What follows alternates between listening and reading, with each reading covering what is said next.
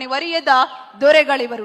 ಕರ್ನಾಟಕ ರಾಜ್ಯ ಸರ್ಕಾರದ ಪ್ರಭಾವಿ ನಾಯಕರು, ಸರಳ ಸಜ್ಜನಿಕೆಯ ಹಿರಿಯ ನಾಯಕರು, ವಾಲ್ಮೀಕಿ ಸಮುದಾಯದ ಬಹುದೊಡ್ಡ ಶಕ್ತಿಯಾಗಿರುವ ನಮ್ಮ ನಿಮ್ಮೆಲ್ಲರ ಲೋಕೋಪಯೋಗಿ ಇಲಾಖೆಯ ಸಚಿವರಾಗಿರುವಂತಹ ಶ್ರೀಯುತ ಸತೀಶ್ ಜಾರಕಿಹೊಳಿ ಅವರು ಇದೀಗ ಈ ವೇದಿಕೆ ಕುರಿತು ಮಾತನಾಡಲಿದ್ದಾರೆ.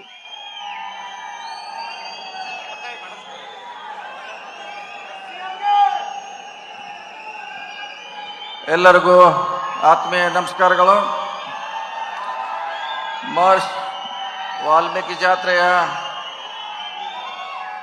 ದಿವ್ಯ ಸಾನ್ನಿಧ್ಯ ವಹಿಸಿದಂಥ ಪರಮ ಪೂಜ್ಯ ಪುಣ್ಯಾನಂದ ಮಹಾಸ್ವಾಮಿ ಜಿಯವರ ಪಾದಗಳಿಗೆ ನಮಸ್ಕರಿಸುತ್ತಾ, ವೇದಿಕೆ ಮೇಲಿರುವ ಇನ್ನೂರು ಎಲ್ಲ ಸ್ವಾಮೀಜಿಗಳಿಗೆ ನಮಸ್ಕರಿಸುತ್ತಾ, ಈ ಕಾರ್ಯಕ್ರಮದ ಕೇಂದ್ರ ಬಿಂದುಗಳು ನಮ್ಮ ನಿಮ್ಮೆಲ್ಲರ ನೆಚ್ಚಿನ ಮುಖ್ಯಮಂತ್ರಿಗಳಾದ ಸನ್ಮಾನ್ಯ ಸಿದ್ದರಾಮಯ್ಯನವರೇ, ಸಮಾಜ ಕಲ್ಯಾಣ ಸಚಿವರು ಆತ್ಮೀಯರಾದ ಸನ್ಮಾನ್ಯ ಸಿ ಮಾದೇವಪ್ಪನವರೇ, ಮಾಜಿ ಸಚಿವರು ಹಿರಿಯರಾದ ಸನ್ಮಾನ್ಯ ಜಯಚಂದ್ರ ಅವರೇ, ರುದ್ರಪ್ಪ ಲಮಾಣಿ ಅವರೇ, ರಾಯಚೂರಿನ ಸಂಸದರಾದ ಕುಮಾರ್ ನಾಯ್ಕ್ ಅವರೇ, ಹಿರಿಯರು ಮಾಜಿ ಸಚಿವರಾದ ಆಂಜನೇಯನವರೇ, ಈ ಜಾತ್ರಾ ಸಮಿತಿ ಅಧ್ಯಕ್ಷರು ಶಾಸಕರು ಆತ್ಮೀಯರಾದ ಬಸನಗೌಡ ದದ್ದಲ್ ಅವರೇ, MLCಗಳಾದ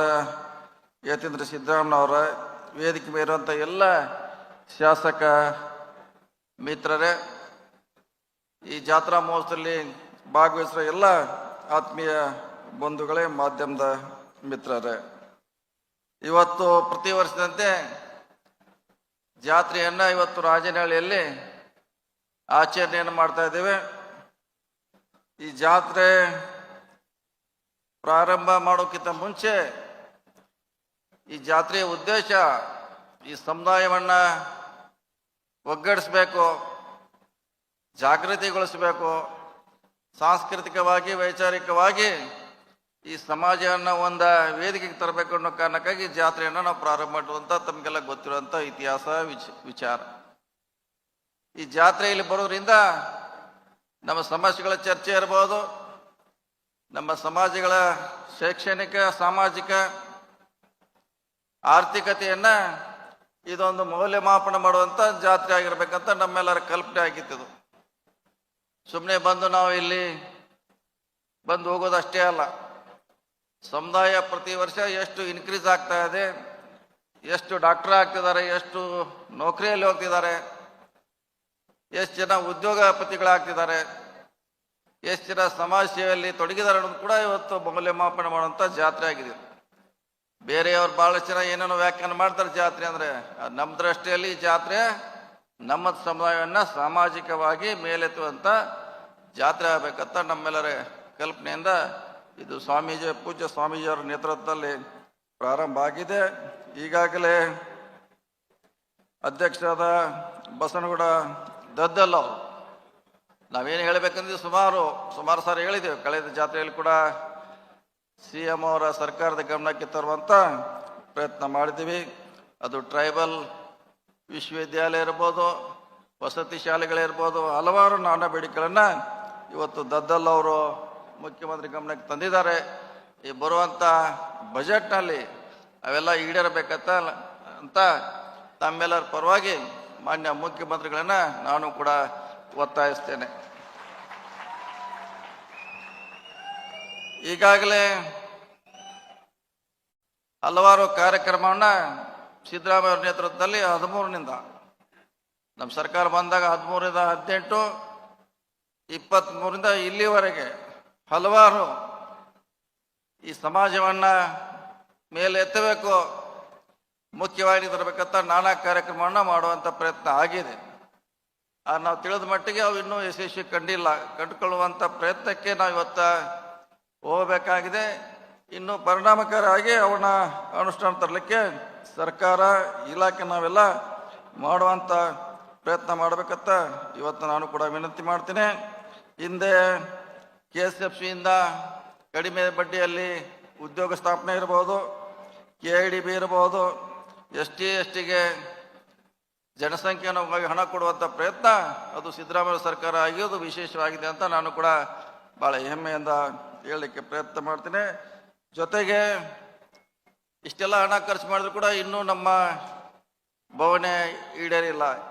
ಇದಕ್ಕೆ ನಮ್ಮ ದದ್ದಲ್ ಅವ್ರು ಹೇಳ್ತಾ ಇದ್ರು, ಭಾಳಷ್ಟು ಅರ್ಜಿಗಳಿದೆ, ಬೋರ್ವೆಲ್ ಸಮಸ್ಯೆ ಇದೆ, ಉದ್ಯೋಗ ಅವಕಾಶಕ್ಕೆ ಕೊಡಲಿಕ್ಕಿದೆ, ಮನೆಗಳನ್ನು ಕೊಟ್ಟಿಲ್ಲ ಅಂತ ಹೇಳಿದ್ರು.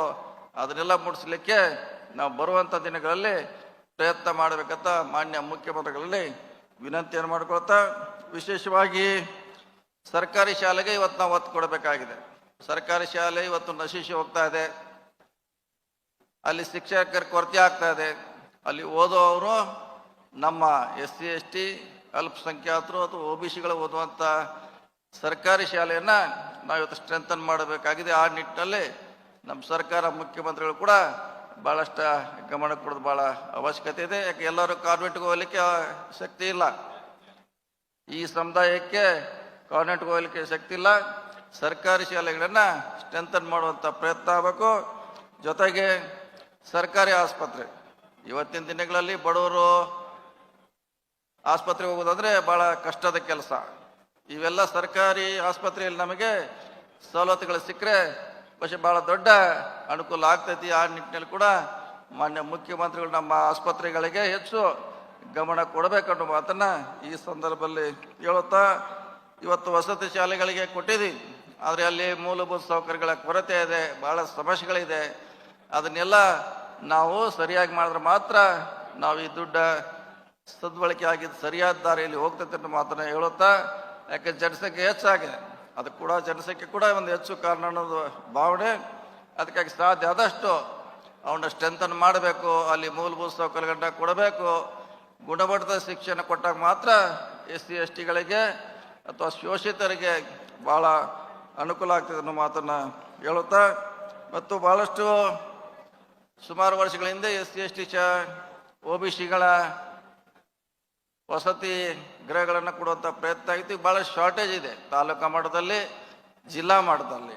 ಅದಕ್ಕೆಲ್ಲ ಹೆಚ್ಚಿನ ಸಂಖ್ಯೆಯಲ್ಲಿ ಅದು ಟ್ರೈಬಲ್ ಡಿಪಾರ್ಟ್ಮೆಂಟ್ ಇರ್ಬೋದು, ಸಮಾಜ ಕಲ್ಯಾಣ ಇಲಾಖೆಯಿಂದ ಮುಂದಿನ ಬಜೆಟ್ನಲ್ಲಿ ಹೆಚ್ಚು ಆ ರೀತಿ ಕೊಡೋದ್ರಿಂದ ನಮಗೆ ಇನ್ನೂ ಉತ್ತಮ ವಿದ್ಯಾಭ್ಯಾಸ ಮಾಡಲಿಕ್ಕೆ ಭಾಳಷ್ಟು ಅನುಕೂಲ ಆಗ್ತದೆ ಮಾತನ್ನು ಹೇಳುತ್ತಾ, ವಿಶೇಷವಾಗಿ ಕಳೆದ ಬೆಂಗಳೂರಿನಲ್ಲಿ ಒಂದು ಹೊಸ ಸ್ಕೀಮ್ ತರ್ತಾ ಅಂತ ಹೇಳಿದ್ವಿ ನಾವು. ಇಲ್ಲಿವರೆಗೆ ನಾವು ಭೂಮಿಯನ್ನು ಕೊಡ್ತಾ ಇದ್ದೀವಿ, ಆದರೆ ನಮ್ಮ ಜನಗಳಿಗೆ ಮನೆ ಕಟ್ಟಲಿಕ್ಕೆ ಸೈಟ್ಗಳಿಲ್ಲ. ಅದಕ್ಕಾಗಿ ಮೊನ್ನೆ ಮಾದೇವಪ್ಪನವರು ನಮಗೆ ವಿಶೇಷ ಅನುದಾನ ಕೊಟ್ಟಿದ್ದಾರೆ. SC ST ಗಳಿಗೆ ಭೂಮಿಯನ್ನು ಖರೀದಿ ಮಾಡಿ ಅವರಿಗೆ ಸೈಟ್ ಕೊಡುವಂಥ ಒಂದು ಹಣವನ್ನು ಕೊಟ್ಟಿದ್ದಾರೆ ನಮ್ಮ ಇಲಾಖೆಗೆ. ಆದರೆ ಮಾನ್ಯ ಮುಖ್ಯಮಂತ್ರಿಗಳು ಅದಕ್ಕೆ ಅನುಮೋದನೆ ಕೊಡಬೇಕಾಗಿದೆ. ಕೊಟ್ಟರೆ ಅದನ್ನು ಪೈಲಟ್ ಪ್ರಾಜೆಕ್ಟ್ ಆಗಿ ಕೆಲವು ಊರುಗಳಲ್ಲಿ ತೆಗೆದುಕೊಂಡು 30-40 ಸೈಟನ್ನು ಕೊಡೋ ಮೂಲಕ, ಯಾಕೆ ಜಾಗ ಸಮಸ್ಯೆ ಇದೆ. ST ST ಗಳಿಗೆ ಭಾಳಷ್ಟು ಕಡೆ ಜಾಗ ಕಟ್ಟಿಕೊಳ್ಳೋದು ಭಾಳ ಕಷ್ಟದ ಕೆಲಸ. ಒಂದು ವೇಳೆ ನಾವು ತೆಗೆದುಕೊಳ್ತಿದ್ರೆ ಕೊಡ್ಲಿಕ್ಕೆ ಕೂಡ ಈಗ ಭಾಳಷ್ಟು ಜನ ಮುಂದೆ ಬರೋಲ್ಲ. ಅದಕ್ಕಾಗಿ ನಮ್ಮದೇ colony, Valmiki colony, Ambedkar colony ಅಂತ ಮಾಡುವಂಥ ಒಂದು ಕನಸಿದೆ. ಅದಕ್ಕೆ ಮುಖ್ಯಮಂತ್ರಿಗಳು ಬೇಗ ಮಂಜೂರಾತಿ ಕೊಟ್ಟರೆ ಆದಷ್ಟು ಬೇಗ ನಿಮಗೆ ಸೈಟ್ ಕೊಡುವಂಥ ಭಾಗ್ಯ, ಅದೊಂದು 6ನೇ ಭಾಗ್ಯ ಆಗ್ತದೆ ಅಂತ ಹೇಳಿಕ್ಕೆ ನನಗೆ ಭಾಳ ಸಂತೋಷ ಆಗ್ತಾ ಇದೆ. ಸುಮಾರು 40 ಕೋಟಿ ರೂಪಾಯಿನ ಮಾದೇವಪ್ಪನವ್ರು ನಮ್ಮ ಇಲಾಖೆಗೆ ST ಗೆ 20 ಕೋಟಿ, SC ಗೆ 20 ಕೋಟಿ ಕೊಟ್ಟಿದ್ದಾರೆ. ಅದಕ್ಕೆ ಅನುಮತಿ ಕೊಟ್ಟರೆ ಆದಷ್ಟು ಬೇಗ ನಾವು ಸೈಟ್ಗಳನ್ನು ಹಂಚುವಂಥ ಕೆಲಸ ಮಾಡ್ತೀವಿ ಅನ್ನೋ ಮಾತನ್ನು ಹೇಳುತ್ತಾ, ನಮ್ಮ ಬಹುದಿನಗಳ ಬೇಡಿಕೆ ಚಿತ್ರದುರ್ಗದಲ್ಲಿ ದುರ್ಗೋತ್ಸವ ಆಗಬೇಕಂತ ಭಾಳ ಹಳೆ ಒಂದಿದೆ. ಅದನ್ನು ಯಾವ ರೀತಿ ನಾವು ಕಿತ್ತೂರು ಉತ್ಸವ ಮಾಡ್ತೀವಿ, ಹಂಪಿ ಉತ್ಸವ ಮಾಡ್ತೀವಿ, ಎಲ್ಲ ಉತ್ಸವ ಮಾಡ್ತೀವಿ, ದಸರಾ ಮೈಸೂರಿನ ಉತ್ಸವ ಮಾಡ್ತೀವಿ, ಅದೇ ಮಾದರಿಯಲ್ಲಿ ಈ ದುರ್ಗೋತ್ಸವ ಮಾಡೋ ಮೂಲಕ ಈ ನಾಯಕರ ಇತಿಹಾಸವನ್ನು ಮತ್ತೆ ಹೇಳುವಂಥ ಪ್ರಯತ್ನ ಆಗಲಿ ಅನ್ನೋ ಮಾತನ್ನು ಮುಖ್ಯಮಂತ್ರಿ ಗಮನಕ್ಕೆ ತರುತ್ತಾ, ಈ ಜಾತ್ರೆ ಇದು ರಾಜನಹಳ್ಳಿ ಸ್ವಾಮೀಜಿಯವರ ಜಾತ್ರೆ ಅಲ್ಲ, ನಮ್ಮ ಶಾಸಕರದಲ್ಲ, ನಮ್ಮ ವೈಯಕ್ತಿಕ ಜಾತ್ರೆ ಅಲ್ಲ. ಇದು ನಿಮ್ಮ ಭವಿಷ್ಯತ್ತಿನ ಪ್ರಗತಿಗೆ ಜಾತ್ರೆ ಅಂತ ಭಾವಿಸ್ಬೇಕಂತ ತಮ್ಮಲ್ಲಿ ವಿನಂತಿ ಮಾಡಿಕೊಂಡು ಮಾನ್ಯ ಮುಖ್ಯಮಂತ್ರಿಗಳು ಬರುವಂಥ ಬಜೆಟ್ನಲ್ಲಿ ದದ್ದಲ್ ಅವ್ರು ಹೇಳಿದಿರ್ಬೋದು, ನಾವು ಹೇಳಿದಂಥ ಅಂಶಗಳನ್ನು ಗಮನಿಸಿ ಅದಕ್ಕೆ ನಮಗೆ ಹೆಚ್ಚು ಅನುದಾನ ಕೊಡಬೇಕಂತ ಹೇಳಿ ನನ್ನ ಮಾತು ಮುಗಿಸಿದ್ರು. ನಮಸ್ಕಾರ ಎಲ್ಲರಿಗೂ.